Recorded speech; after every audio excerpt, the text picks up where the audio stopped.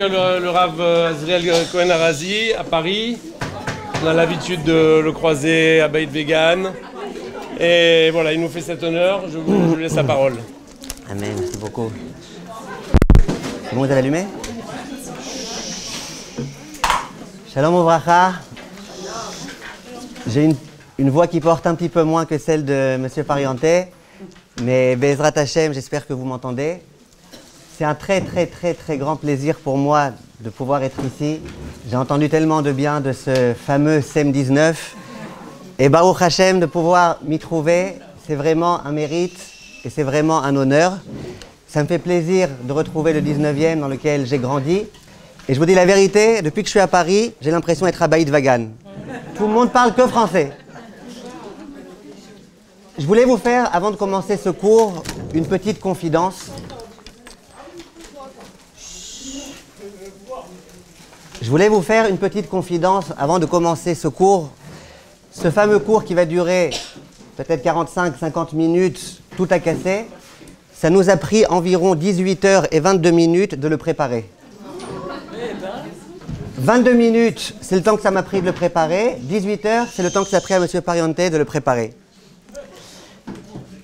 Si vous ne rigolez pas, c'est que vous n'êtes pas au courant de tout ce qu'il fait M. Parianté. Ah.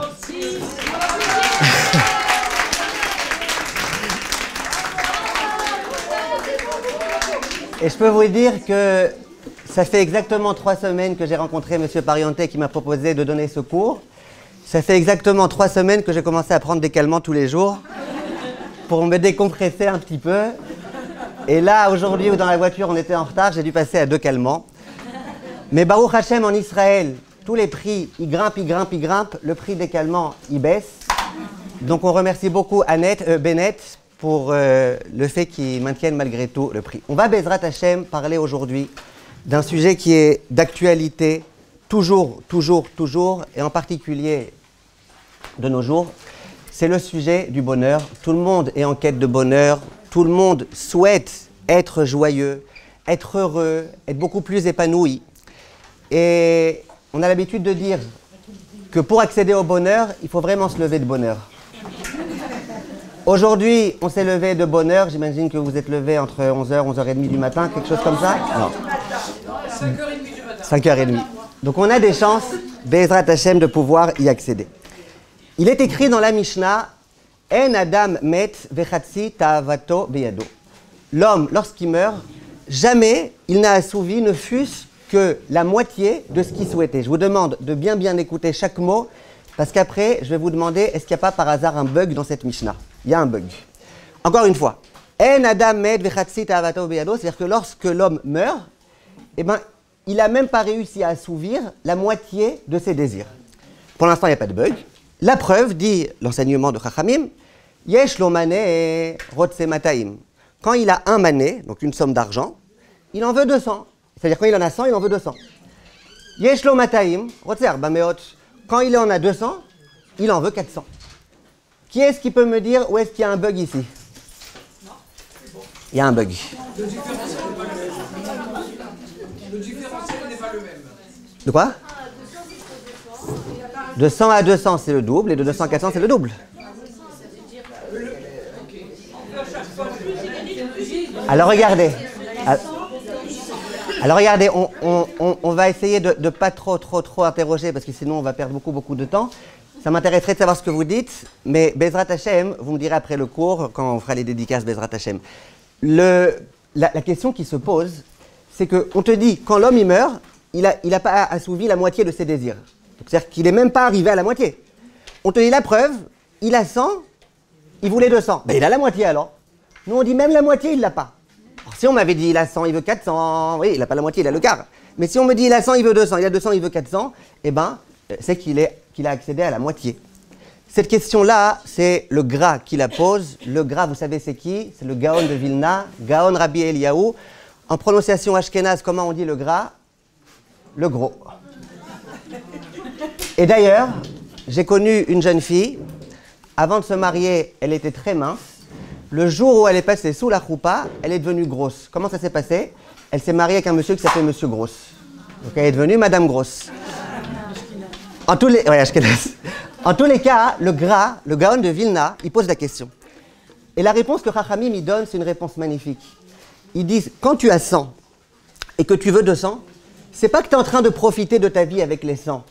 C'est que tu es sans arrêt en quête des 200, tu es sans arrêt en train d'attendre les 200.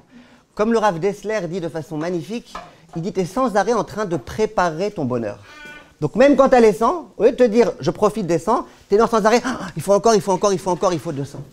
Et ça, c'est ce que Chachamim nous enseigne. Vous avez tout entendu parler d'un très grand Rav de Bnei Brak qui s'appelait le Rav Galiensky, Rav Yaakov Galiensky. Ce Rav-là, c'était un Rav qui était tout petit de taille. Et lui-même, il aimait beaucoup se moquer de lui. C'est une façon sympa de faire de l'humour. Et il disait, donc il était tout petit, il avait un grand chapeau, il disait, si un jour vous vous promenez à Bnei Brak et que vous voyez un chapeau par terre, ne marchez pas dessus, peut-être je suis en dessous.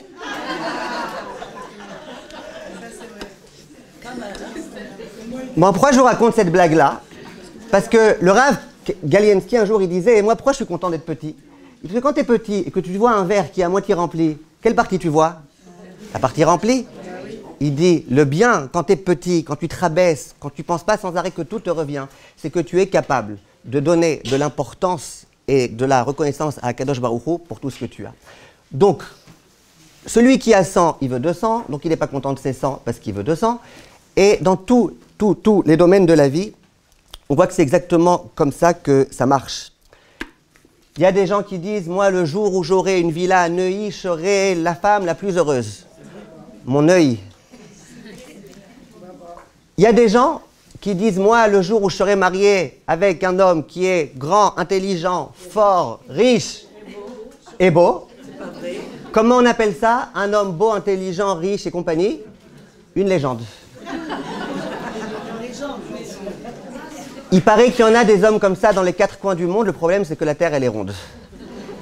Et donc, cette femme-là, c'est pas vrai. C'est pas vrai. Elle peut se marier avec qui elle veut. C'est pas ça qui fera son bonheur. Le bonheur, visiblement, il dépend pas de la matérialité. J'aimerais, Bezrat Hashem, vous dire qu'aujourd'hui, ce qu'il y a d'extraordinaire, il y a des gens, en tous les cas, pour lesquels c'est extraordinaire, c'est qu'aujourd'hui, tous les psychologues et les psychiatres, les psychanalystes, les coacheurs, et tous, ils se sont tous mis d'accord aujourd'hui pour comprendre et pour accepter et pour enseigner et pour intégrer que le bonheur, il ne dépend pas de la matérialité qu'on a. Si il y eut une époque où ce fut un chidouche de dire ça, sachez que c'est pas vrai, c'est pas ça l'essentiel. Au jour d'aujourd'hui, c'est un peu du bateau ce que je suis en train de vous raconter, puisque tout le monde le dit, tout le monde le sait. Les études ont prouvé que le niveau de bonheur, il dépend maximum à 5% du bien matériel qu'on a. C'est-à-dire que si quelqu'un, il avait 2000 € par mois, et que maintenant, il a 100 000 € par mois, combien il sera plus heureux? Peut-être 5%. Ça veut dire que le premier jour, il va être tout feu, tout flamme, le deuxième jour aussi, le troisième jour, et puis au fur et à mesure, et finalement au bout de quelques semaines, quelques mois, il va revenir à l'état de bonheur initial, peut-être 5% de plus, ça, personne ne garantit. Ça, c'est ce que les coacheurs disent au jour d'aujourd'hui. Baruch Hashem, la Mishnah, elle le disait déjà en son temps, et Chachamim l'avait déjà compris depuis longtemps. Ça nous conduit à une conclusion assez rapide. Cette conclusion-là, c'est que comment alors on fait pour accéder au bonheur? Il y a un grand Rav qui s'appelait le Rav Dessler, vous avez tout entendu parler. Il a des écrits dans lesquels, au tout début de son livre, il se pose la question comment on fait pour accéder au bonheur. Et il dit qu'il a interrogé les gens qui étaient les plus riches. Est-ce qu'ils sont vraiment heureux? Il a interrogé les gens qui étaient moyens. Il a interrogé les gens qui étaient les plus pauvres. Et il a accédé à une conclusion que j'aimerais vous lire dans ces mots. Le livre, il est écrit en écriture normale. Cette phrase-là, elle est écrite en gras. Comment on dit en ashkénaze en gras? En gros. C'est écrit en gros pour qu'on voit bien. Zéou, pécher. Ouais, moi je suis 3/4 ashkénaze, alors je me permets. Zéou, pécher davar. En shum osher gashmi baolam, rak osher ruchani. Il n'y a aucun bonheur matériel dans ce monde du tout. Ça, c'est après toutes ces études qu'il a fait, toutes ces années de vie. Il a réussi à déceler la clé du bonheur. Et il dit, il n'y a pas du tout de bonheur matériel. Et alors quoi? Mi sheu ashir beruchniut hu ameushar velo acher beshum panim. Celui qui est riche en spiritualité, lui, il est heureux. Et celui qui ne l'est pas, il ne l'est pas. Bnei Torah Amitim, il dit les gens de la Torah qui sont des vrais gens de la Torah. Évidemment, on ne se fie jamais à l'apparence, on ne se fie jamais au déguisement, on ne se fie jamais à l'arbar, au tzitzit et à rien du tout. On se fie à une chose, quelqu'un qui est un homme de vérité de Torah. Et le Rav, il explique c'est quoi? Asher samu kol ta'avot libam la Torah. Pour lesquels tout leur être, toutes leurs aspirations, elles sont focalisées sur Torah. On a bien compris que Torah, ce n'est pas étudier de la Gemara quand on est une femme. Torah, ça veut dire se rapprocher de la Kadosh Baruch Hu, des valeurs de la Torah, des valeurs du Moussar, des valeurs du Chesed, des Midot Tovot. Et tout ce que vous faites, tout ce que vous vous renforcez jour après jour, eh bien ça, c'est les personnes qui peuvent être heureux. Alors vous allez me dire, ouais, mais en matérialité, pas génial. Moi j'ai l'habitude de dire, vous savez comment on reconnaît la voiture d'un Havrer, d'un Kollelman? C'est une voiture où toutes les parties elles font du bruit, sauf le klaxon. Eh ben c'est pas grave. Hein? Il manque une roue? Du moment qu'elle roule. Du moment qu'elle roule. Du moment qu'elle roule, ça roule. Et Baruch Hashem, le monsieur, il peut être dans une position de bonheur et il peut se réjouir énormément. Aujourd'hui, il faut savoir, et ça vous le savez aussi bien que moi, il y a énormément de gens qui fuient la réalité, qui se déconnectent du monde de réalité, qui entrent dans un monde imaginaire. Ça peut être le monde de l'alcool, l'alcoolisme. Ça peut être le monde de la drogue. Il y a même des juifs aujourd'hui, ils ont cru que c'était une mitzvah de se droguer. Et quand on leur dit, mais c'est interdit, ils disent, ah non, on le dit tous les matins. Car les samim.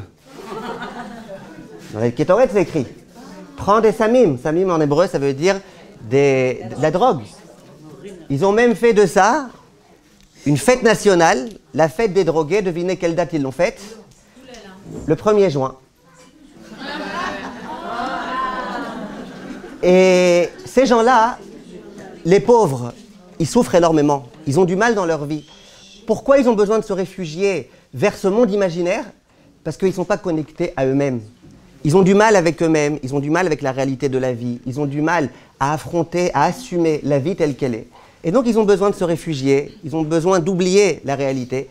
Et toutes ces choses-là, ça peut être l'alcool, ça peut être la drogue, ça peut être tout type d'addiction au téléphone portable, aux jeux vidéo, à tout type de choses. Il y a tellement de choses qui font aujourd'hui qu'on ne se sent plus très bien. Aujourd'hui, le bonheur, on a l'impression quelquefois qu'on est en train de lui courir après et qu'il nous file entre les mains. Les gens, qu'est-ce qu'ils font quelquefois? Ils vont voir des psys. Et Baruch Hashem, heureusement qu'il y a des psys pour pouvoir aider beaucoup de gens. Je disais dans mes cours, là, dans cette tournée, qu'aujourd'hui, je crois que quasiment chaque personne a au moins un psy.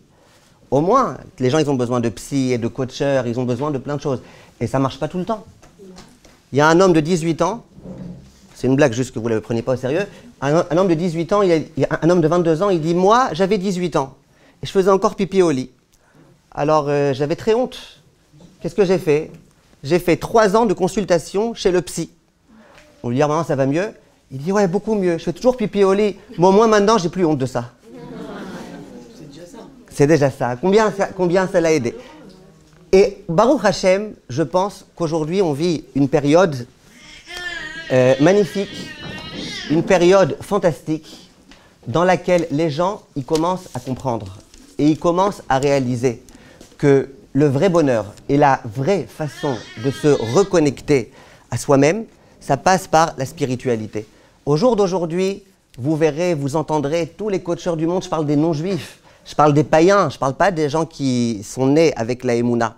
Au jour d'aujourd'hui, vous les entendez tous dire, vous voulez être heureux, vous voulez accéder au bonheur, reconnectez-vous à la spiritualité, reconnectez-vous à Dieu. Chassidam, c'est un gros mot pour Dieu. Alors ils disent autre chose, ils disent à l'univers, ils disent à tout type de choses.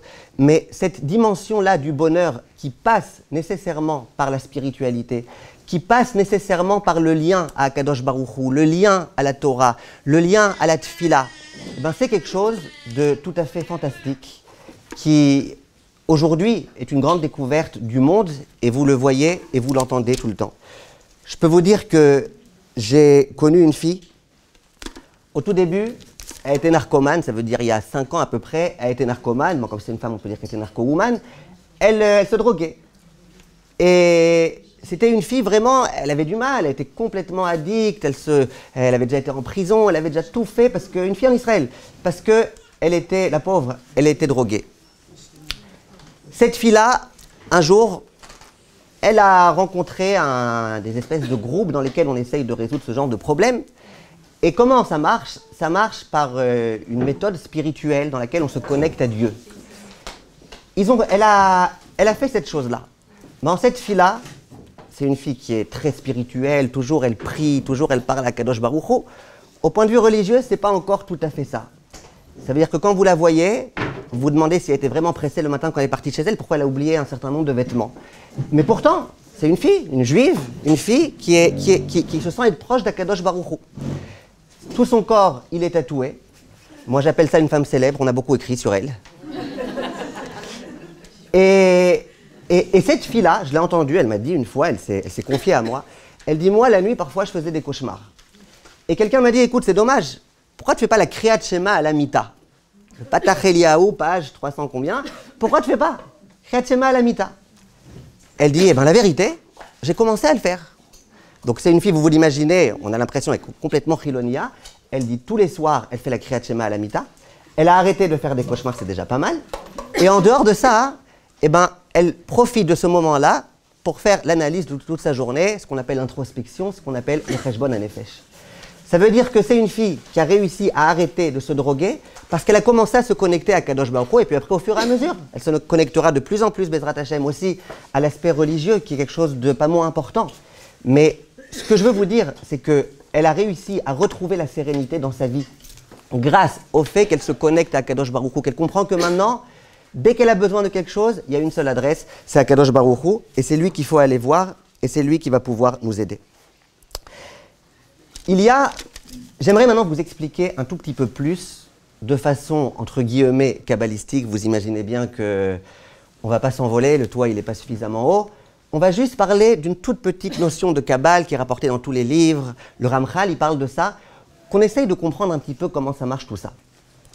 Vient le Midrash, et il dit que lorsqu'Akadosh Baruch Hu a créé l'homme, lorsqu'il a créé le juif, la juive, il a créé un corps et il a créé une neshama. Un corps, une neshama. Maintenant, dit le Midrash, pourquoi Akadosh Baruch Hu n'a pas créé que des âmes? En quelque sorte, l'essentiel c'est l'âme.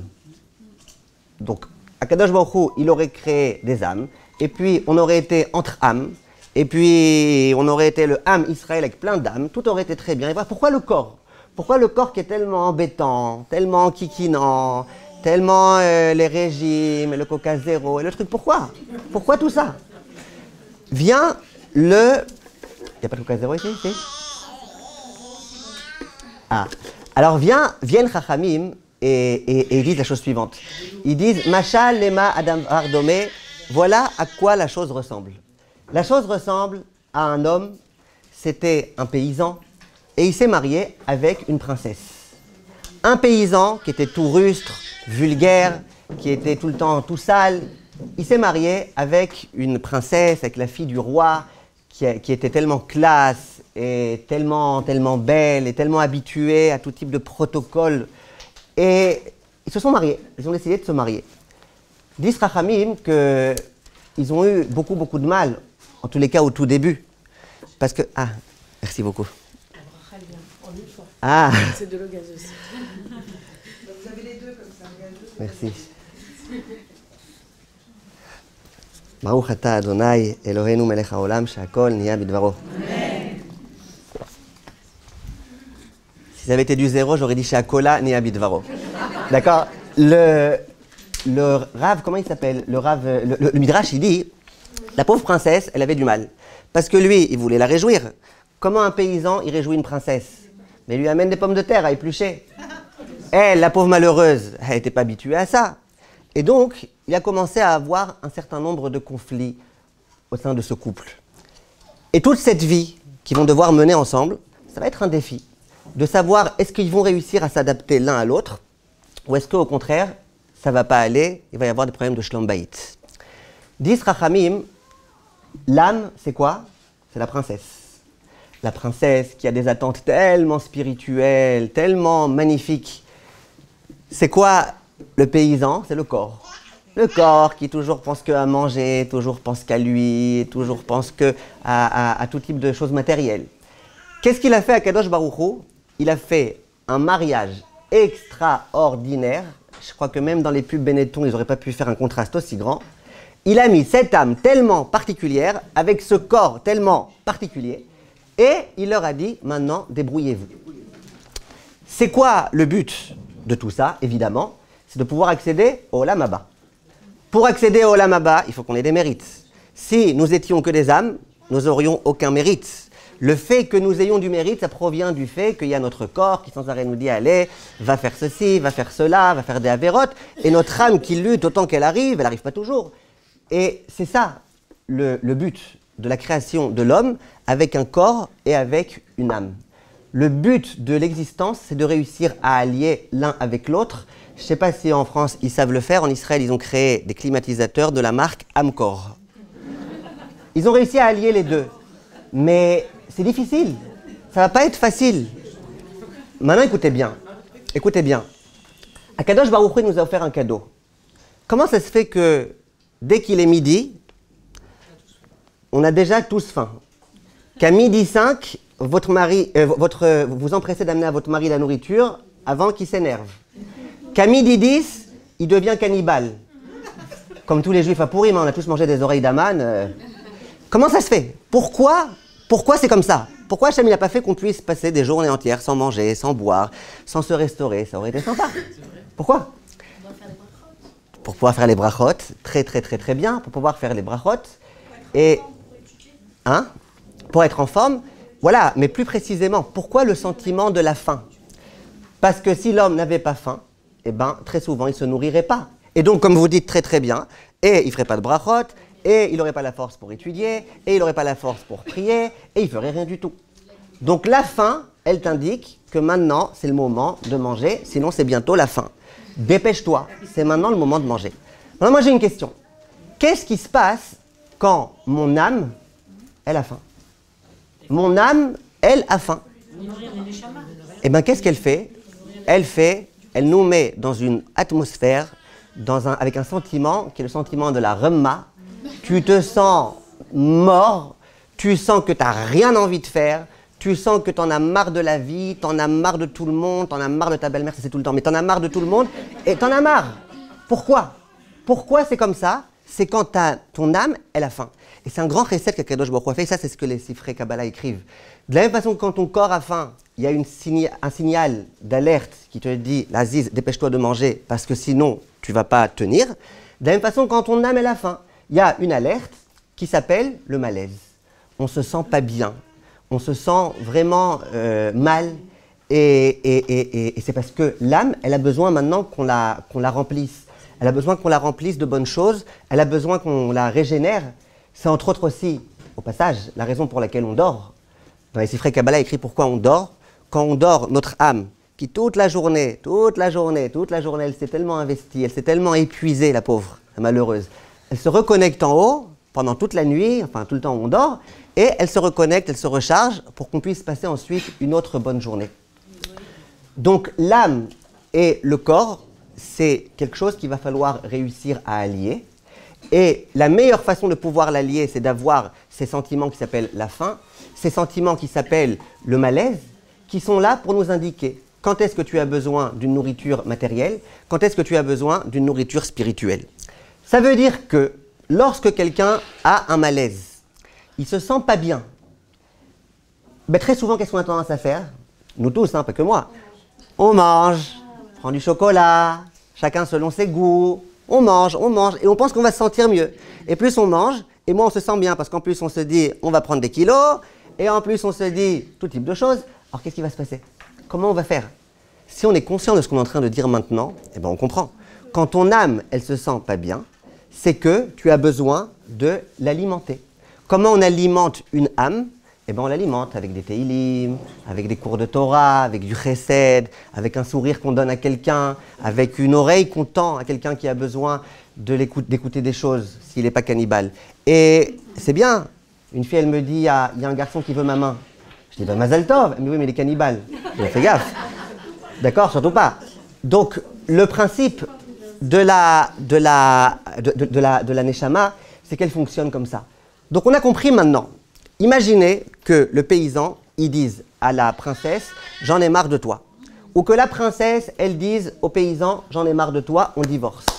Comment ça s'appelle le divorce? Ça s'appelle la mort. Quand l'âme, elle quitte le corps, ça s'appelle la mort. Si on veut pouvoir bien vivre de façon complètement épanouie, on a une seule et unique solution. Non pas la révolution, mais de vivre en permanence, toujours, en étant connecté à Kadosh Baruch Hu. Maintenant, j'ai une question. Comment on fait pour être connecté à Kadosh Baruch Hu? Comment on va réussir à le faire? Parce que c'est facile à dire. Connecté à Kadosh Baruch Hu, connecté à Kadosh Baruch Hu. Ok, on écoute des cours de Torah, mais finalement, parfois même quand on écoute des cours de Torah, on est encore en train de penser à soi-même. Même quand on écoute des cours de Torah, on a autour de soi, Bli Ayin Hara, une bonne nourriture. Même quand on donne des cours de Torah, on a parfois un petit peu notre propre intérêt personnel. Comment on fait pour quitter tout ça? Alors il y a un principe très important. Et à nouveau, moi j'aime bien dire ça parce que je pense qu'il y a une époque où si on disait aux coachers, vous savez, la Torah elle dit ce que vous avez dit, ils auraient été heureux. Aujourd'hui les gens ils aiment bien qu'on leur dise ce que la Torah elle dit, les coachers aussi ils le disent. Je ne sais pas pourquoi les gens ils aiment bien. Ils sont complexés un petit peu parfois, quelquefois. Mais en tout cas, ce que la Torah elle nous a toujours enseigné, aujourd'hui tous les coachers ils sont arrivés à la conclusion que c'est ça qui aide à accéder au bonheur beaucoup plus que toute autre chose. Ça s'appelle la reconnaissance. Comment l'homme naît en remerciant? Comment l'homme, plus précisément, quelle est la première chose que l'homme fait au réveil? Modé ani lefanecha. Je rappelle à vous toutes que modé ou moda ani lefanecha, ça ne veut pas dire je suis à la mode. En hébreu, la mode, ça se dit moda. Ça veut dire je remercie. Je remercie Akadosh Baruch Hu. Maintenant, écoutez bien. Regardez comment c'est extraordinaire. Le premier mot que le juif dit au réveil, et ça peu importe que tu sois Sfarad, Ashkenaz, Chabad, Thémani, tout ce que tu veux, tous les juifs du monde, hommes, femmes, enfants confondus, ils commencent leur journée par le premier mot, Modé ou Moda Ani. Moi, je vais vous faire une confidence. Un jour, j'ai donné un cours. C'était en Israël. Et c'était un cours en hébreu. Mais il y avait entre autres des Françaises qui comprenaient le français, qui avaient fait le Ulpan, qui avaient entendu, qui étaient en train d'écouter ce cours. Donc j'ai parlé beaucoup de la reconnaissance, je crois que c'était à l'époque de Hanouka, on parlait de la reconnaissance, combien il faut remercier Hachem, et le Hallel, et compagnie. À un moment donné, il y a une femme, à la toute fin du cours, une Française. Elle lève la main, elle dit « Ani lo evanti yeshli she'ela ». Alors moi je ne suis pas bien dans mon accent, alors je peux me permettre de me moquer un petit peu. Je lui ai dit « Oui, c'est quoi votre question ?» Elle me dit « Moi je ne comprends pas. Dans la grammaire, dans le dikdouk, pourquoi on dit moda ani et pas ani moda? Quand tu dis j'ai faim, tu dis ani reva ou reva ani. Bon, je vais vous dire la vérité, j'étais complètement perdu. J'avais pas la moindre idée quoi lui dire et je me suis senti un petit peu attaqué. À ce moment-là, j'ai eu un déclic. Mina Shamaim, comme on aime bien dire, Kadosh Baruch Hu, directement il m'a envoyé la réponse dans la tête. Je lui ai dit, madame, si vous posez cette question, c'est que vous n'avez rien compris à mon cours. Elle m'a cherché, hein. Il fallait bien que je prenne ma revanche.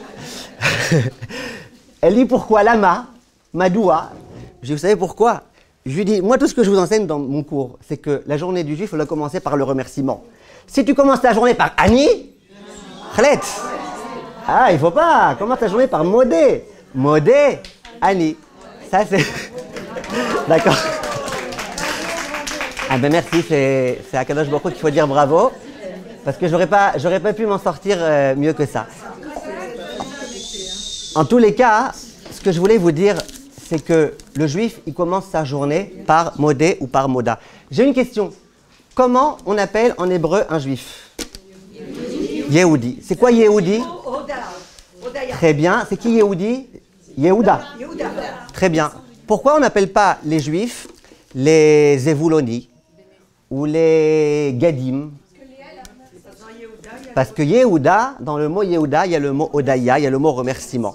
C'est-à-dire que ce qui caractérise le juif en particulier, c'est sa capacité à remercier. À remercier toujours. Toujours remercier Akadosh Baruch Hu. Quand on commence sa journée en remerciant Akadosh Baruch Hu, on est sûr de passer une excellente journée. Et on est sûr aussi de pouvoir servir Akadosh Baruch Hu. Pourquoi? Comment on dit dans la Mishnah, aujourd'hui on vole un petit peu haut, je suis désolé, comment on dit dans la Mishnah, je suis d'accord? Imaginez par exemple, je vous dis, vous me devez 100 shekels. Et vous voulez me dire, oui, j'accepte. Comment vous dites dans les termes de la Mishnah, oui, j'accepte? Ken Ali Maski, hein? Atat Tzodek, c'est vrai, mais dans la Mishnah, on ne dit pas Atat Tzodek. Qui est-ce qui sait? Ani Maskima.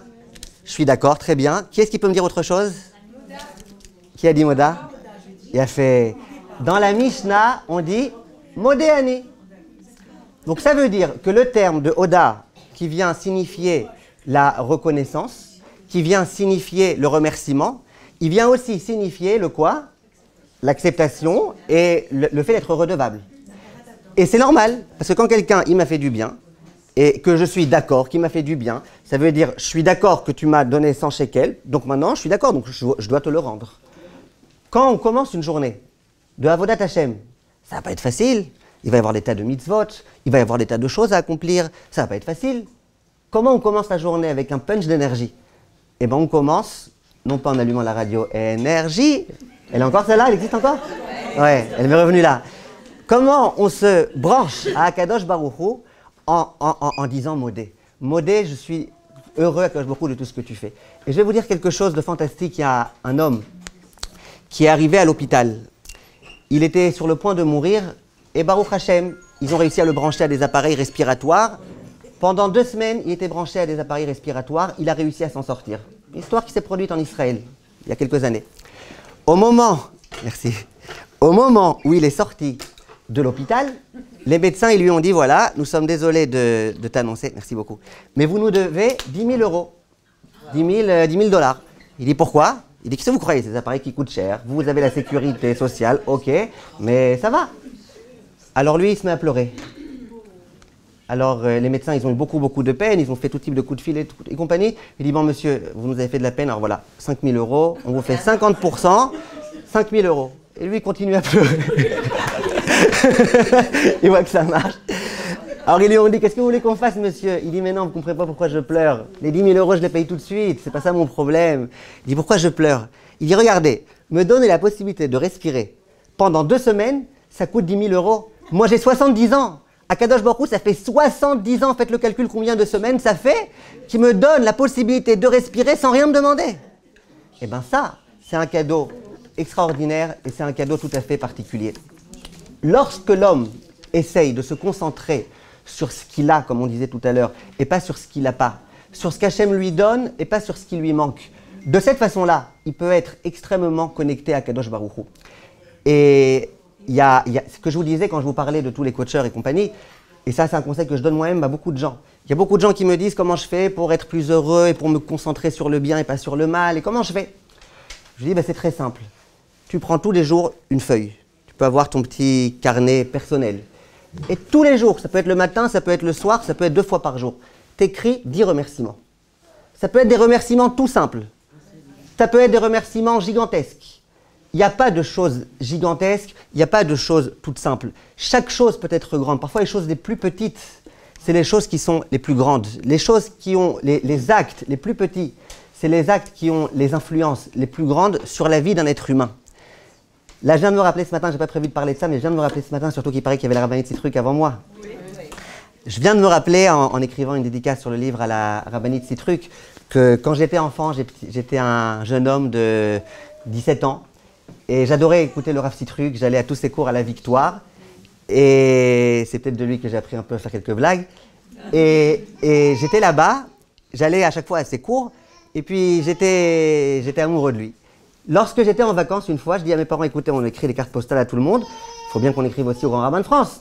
Mes parents, ils m'ont dit, ok, mais mon père, il n'a pas voulu que je sois déçu. Mais il sache une chose, le grand rabbin de France, j'imagine qu'il n'ouvre pas lui-même tout son courrier, il doit avoir des secrétaires et des autres secrétaires et tout. Donc envoie-lui, espère qu'il va lire, mais ne te vexe pas si jamais il te dit rien, il te fait rien.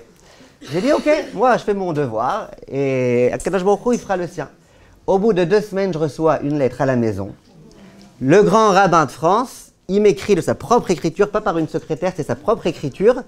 Il écrit, en quelques phrases, hein, il n'a pas fait des longues parachutes, il avait autre chose à faire, mais il écrit « Je te remercie pour ta aide », je ne me rappelle plus exactement de tout ce qu'il a dit, je ne l'ai pas apprise par cœur, mais en tous les cas, de lui-même, il m'a écrit cette lettre-là, je l'ai reçue à la maison. Vous ne savez pas combien ça m'a apporté, ça. Ah, c'est un petit quelque chose, comme j'écrivais à la rabbinite, ben, un petit quelque chose d'un homme grand, et un petit quelque chose qui est fait avec cœur, et un petit quelque chose, ben, ça peut aider, ça peut avoir une influence extraordinaire sur quelqu'un, ça peut donner envie à quelqu'un de devenir meilleur, et au passage, ça aussi, je n'avais pas prévu de le dire, mais notre très très cher et vénéré Reb Chaim.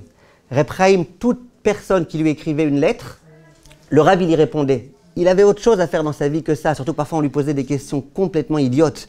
Il répondait à chaque question.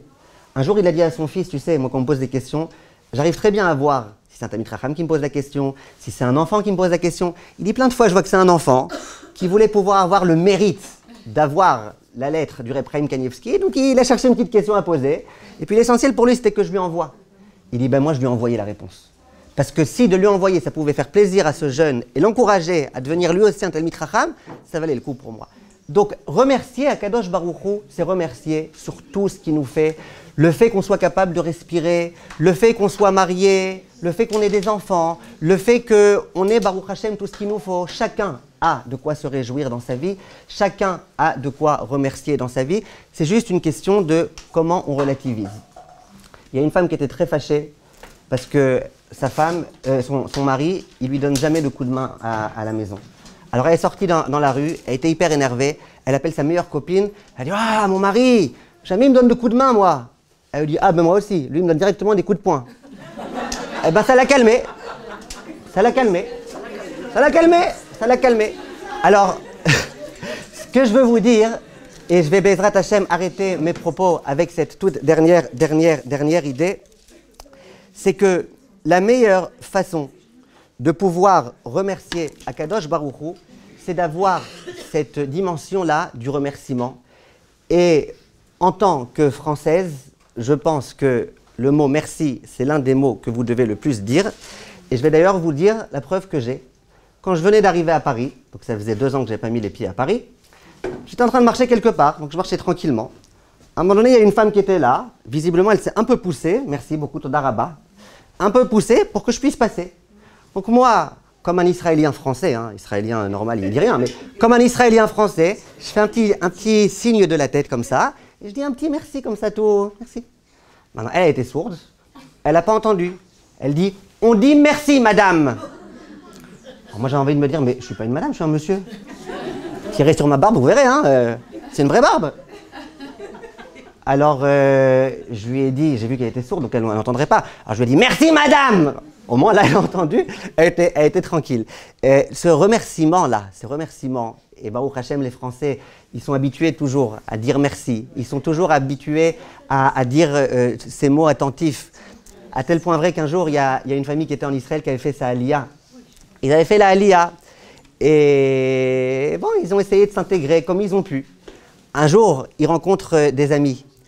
Et les amis, c'est des gens qui connaissaient déjà très bien l'hébreu, qui s'étaient déjà très bien intégrés. Ils leur disent alors, comment ça va? Comment ça va, vous, votre hébreu, le Ulpan? Comment ça va? Alors ils disent, ben, ça va, Baruch Hashem, hein, on se débrouille. On sait dire shalom, on sait dire toda, on sait dire slicha. Et bon, d'accord. Et à part ça? À part ça, ça va, c'est un peu difficile, mais ça va. Il dit, et vos enfants, comment ça va? Eux, ils maîtrisent la langue, eux, Bli Ayin Hara, ils savent tout dire, sauf Toda, Shalom et Slicha.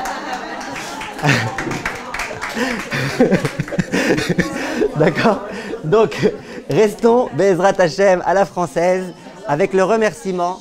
Et vous ne pouvez pas vous imaginer le mérite que c'est de vivre en permanence, de vivre de façon continuelle avec Akadosh Baruch Hu, de le voir, de le sentir avec soi au quotidien.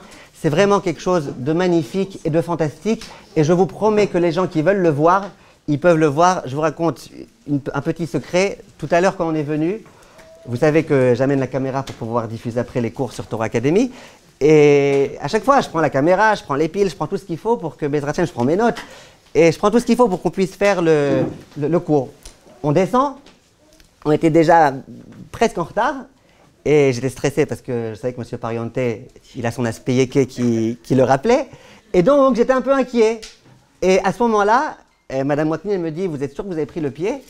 Je lui dis, ah non, j'ai oublié de prendre le pied. Alors elle me dit, ah c'est pas grave, on va remonter tout de suite, très rapidement, ne lui en voulez pas, on va remonter très rapidement. Elle remonte très rapidement. Il y avait devant sa porte une élève à moi, une élève brillante qui s'appelle Léa, qui habite juste à côté de Madame Watney, qui elle aussi devait venir avec nous. Et elle pensait qu'on avait tout le temps, donc elle arrivait en retard. Non, pour une raison ou pour une autre, on pensait qu'elle ne viendrait pas puisqu'elle n'était pas venue à l'heure à laquelle on pensait qu'elle allait arriver. Bref, grâce au fait qu'on a pu arriver, eh ben, on est venu avec 5 pieds. Les 3 pieds d'ici, les 2 pieds de Léa. Et on est venu avec 5 pieds Baruch Hashem. Pourquoi je vous dis ça? Je suis tunisien, ouais. Pourquoi je vous dis ça? Je vous dis ça parce que, et moi ce que j'ai beaucoup aimé, c'est pas simplement que Baruch Hashem on avait 5 pieds, c'était aussi que Madame Watney, elle a dit voilà, regardez un petit peu combien Hashem il est avec nous, combien Hashem il est présent, Mina Shamaim. C'est beau d'être capable dans chaque chose qu'il y a dans notre vie de voir la main d'Akadosh Baruch Hu. Et je peux vous dire que je suis venu ici en Israël pour faire du chizouk. Et ben je peux vous dire que je fais beaucoup en France, excusez-moi, voilà. Je peux vous dire que je suis venu ici pour faire du chizouk et je fais beaucoup de chizouk ici. Je rentre dans des communautés. Je vois comment la tfila elle est lente, combien les gens ils prennent leur temps, combien les gens c'est le paradis pour eux la tfila. Je vous promets, ça me fait du chizouk. Je viens voir les gens, combien ils sont proches d'Akadosh Baruch Hu, combien ils font du chesed du matin jusqu'au soir sans compter. Ça me fait du chizouk. Je suis venu pour donner du chizouk, c'est moi qui ai pris du chizouk.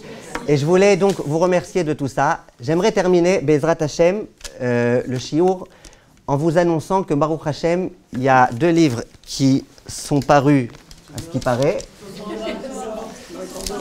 Ils sont dehors, d'accord? Alors, je vous présente juste en 2 mots, parce que j'aimerais vous expliquer en un mot de quoi il s'agit. Le premier livre, merci beaucoup. Ah, c'est elle, Madame Watney. Le premier, c'est Le lever et le coucher de A à Z. C'est un livre qui traite de toutes les halachot du lever et du coucher. En tant que Rav qui répond aux questions de halakha toute la journée, qui donne des cours de halakha dans les séminaires francophones en Israël, Baruch Hashem, je me suis aperçu qu'il y a des tas de sujets de halakha qui ne sont pas connus. Toutes les halachot de Netilat Yadayim du matin. Netilat Yadayim qui est près du lit. Est-ce qu'on a le droit de faire une bracha quand on est près de la natla? Est-ce qu'on a le droit de mettre la natla en dessous du lit? La natla, c'est le récipient. Est-ce qu'on doit faire à Shariatzar? Comment on fait à Shariatzar si on n'a pas d'eau?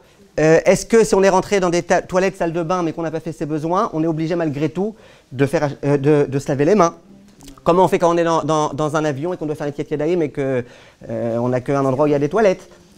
Tout ce qui est lié à la Netilat Yadayim aussi, quand on a coupé les ongles, quand on a mis les chaussures. Comment on s'habille? Est-ce qu'il n'y a pas par hasard une chaussure qu'on doit mettre avant l'autre, une chaussure qu'on doit lasser avant l'autre? Et il y a tellement de choses. Birkot Torah, quand on a fait une veillée, est-ce qu'ensuite on doit faire les Birkot Torah, on doit faire la Netilat Yadayim avec bracha, sans bracha, sfarad, ashkenaz? Et toutes les halachot du soir. Halachot du soir, c'est tout ce qui est lié à Kriyat Shema, à la Mita, tout ce qui est lié à Tikkun Chatzot, tout ce qui est lié au rêve. Vous savez qu'il y a des cas où quand on a rêvé, il y en a qui conseillent de jeûner, il y a des cas dans lesquels on ne jeûne pas et quand ça tombe Shabbat. Tout ce qui concerne les rêves, tout ce qui concerne le lit, s'il y a eu de la nourriture qui était sous le lit, est-ce qu'ensuite la nourriture elle est encore apte à la consommation ou pas? Et si c'était sous la poussette d'un bébé? Et qu'est-ce qui se passe dans plein de choses qui se trouvent, Baruch Hashem, dans ce livre. Donc Baruch Hashem, pour moi c'est un très grand plaisir, ça m'a pris environ 2 ans d'écrire ce livre-là. Baruch Hashem, il est très précis. Je voulais juste vous dire, je ne sais pas si vous connaissez le Rav Lionel Cohn de Marseille, de Ofakim. Ce Rav-là, je l'ai vu, il y a peut-être 2 mois, quelque chose comme ça, je l'ai vu à une Askara, je lui ai offert mon livre, et je voyais pendant toute la Askara, il était en train de regarder comme ça, et il m'a téléphoné une semaine après, et il m'a dit, regardez, Rav Cohen Arazi, je voulais vous dire, mais non, je ne le connaissais pas moi, ni d'Adam, ni d'Ève, je savais que c'était le Rav d'un séminaire, je lui ai offert le livre pour le séminaire. Il me dit, regardez, pendant un quart d'heure, il m'a tenu au téléphone, c'est un honneur pour moi, un quart d'heure, il m'a dit, je voulais vous dire combien votre livre il est bien, et combien il est écrit en bon français, et combien c'est les bons termes qui ont été employés à chaque fois, et combien vous avez fait intelligemment d'amener et la Khumra et la Kula, et le Minag Sfarad et le Minag Ashkenaz, et d'expliquer qu'est-ce qui est un Minag, qu'est-ce qui est une obligation. Il me dit, et vous savez, moi je suis quelqu'un de très critique, je lui ai dit, on dirait pas. Il me dit, et un quart d'heure. Après il me dit, ça vous a fait plaisir ce que je vous ai dit? Je lui dis, oui, bien évidemment, ça m'a fait très plaisir. Après, pour tout ce coup de fil, pourquoi? Pour me demander si je lui autorisais à faire un article dans le Kuntras, un journal français, pour dire combien c'était important que dans toute maison juive, il y ait ce livre, et que ça allait beaucoup apporter à tout le Yiddishkeit du clan Israël francophone Be'ezrat Hashem. Donc, moi, ça m'a fait très plaisir personnellement qu'ils me le disent. Comme ça, maintenant, je peux vous dire des choses qui ne sont pas en mon nom, mais en son nom à lui. Donc, le livre, il est là, à la demande de Monsieur Parienté. Et bien évidemment, le livre, il est en promotion pour les dames qui s'associent à notre tournée. Le prix habituel, c'est 20 €. On l'a fait à 16 €. Et j'aimerais que vous m'aidiez à le diffuser, pas simplement à l'acheter, mais à diffuser, à en parler. Le projet Be'ezrat Hashem qui est le nôtre, c'est qu'il soit dans chaque maison juive, mais pas simplement qu'il soit lu dans chaque maison juive par tout le monde, Be'ezrat Hashem. Donc il est là, à mon avis, c'est le meilleur cadeau de bar mitzvah, bat mitzvah que vous pourriez offrir à quelqu'un parce qu'il y a tout ce qu'il faut dedans. Même pour les personnes mariées, il y a à la fin un petit chapitre pour les personnes mariées. Et donc, c'est pour tout juif. Sur Amazon aussi, on peut le trouver. On peut le trouver, mais pas au prix promotion. Pas au prix promotionnel. Maintenant, il y a un deuxième livre, il me reste 5 minutes. Il y a un deuxième livre que je voulais... Et dans ce livre, il y a aussi un peu de moussard, ça veut dire on essaye de renforcer aussi en moussard, pas que en halakha. Et il y a des références. Ce qui est très important pour celles qui ne me connaissent pas de ma façon d'enseigner la halakha, c'est que tout est avec des références, rien n'est inventé, tout est avec des références très précises. Voilà, là la référence, elle fait presque la moitié de la page. Donc c'est quelque chose d'important. Le deuxième livre, ça c'est un livre, je vous en avais déjà parlé quand j'avais fait ma tournée il y a 2 ans. Ça fait 4 ans à peu près que j'ai commencé à faire ce livre. Celui-là, je l'ai commencé après, je l'ai fini avant. Celui-là, je l'ai commencé avant, je l'ai fini après. Parce qu'il y a eu beaucoup de gilgoulim, de réécriture et réécriture, il y a eu beaucoup de complications. Mais en tout cas, c'est aussi le même genre de livre, sauf que là, c'est tout complètement un autre sujet. C'est les sujets qui concernent les problèmes d'argent, ce qu'on appelle en hébreu Choshen Mishpat. L'autre fois, on avait écrit un livre sur Hashavat Aveda, l'objet trouvé, l'objet perdu. Là, c'est un livre sur les gardiens, les shomrim. Toutes les questions de gardien, tu me prêtes ton stylo et je m'en sers et quand je te le rends, il n'écrit plus. Tu me confies quelque chose, tu me confies un bébé en babysitter et je te le rends sans la tétine. Tu me prêtes quelque chose, tu me demandes de te garder, je ne le trouve plus. Tu m'as demandé d'amener un colis à quelqu'un et dans le train, je l'ai oublié dans la soute à bagages. J'ai un peu trop bu et j'ai fait un accident de voiture avec ta voiture à toi. Bref, tout ça, ça figure ici, pareil, Sfarad, Ashkenaz. Je peux vous dire que c'est un peu moins pragmatique peut-être dans la vie de tous les jours, mais c'est quand même un livre important. Celui-là aussi, il est à 16 €. Ceux qui prennent les deux, il est à 30 €. Et je peux vous dire que vous avez un grand mérite, parce que grâce à Monsieur Parienté, le fameux Monsieur Parienté, que j'ai eu beaucoup de bonheur à connaître, qui m'a donné une grande leçon en organisation, en perfectionnisme positif, je vois que vous avez de la chance, parce que ce livre, comme il vient de sortir, on n'en avait que 50. Monsieur Parienté, il a dit, vous amenez au moins 40 de celui-là, 40 de celui-là. C'est ce qu'on a fait, on en a amené 10 de ça et 10 de ça. Non, je plaisante. Et donc, on en a amené. Donc, tous ceux qu'on avait quasiment, on les a amenés ici. Dans les autres tournées, j'ai parlé du livre, je l'ai montré, mais je ne pouvais pas le proposer à la vente. Donc, j'ai dit aux gens qui le voulaient, qu'ils pouvaient le commander sur Amazon. S'ils veulent la promotion, qu'ils peuvent me donner leur adresse, que je m'arrangerai pour leur envoyer. Voilà. En tous les cas, c'était un vrai grand plaisir de pouvoir me trouver ici. Je vous remercie de votre attention. Alors ça sera après le cours du Rav Abergel, si vous voulez, je vous ferai des dédicaces.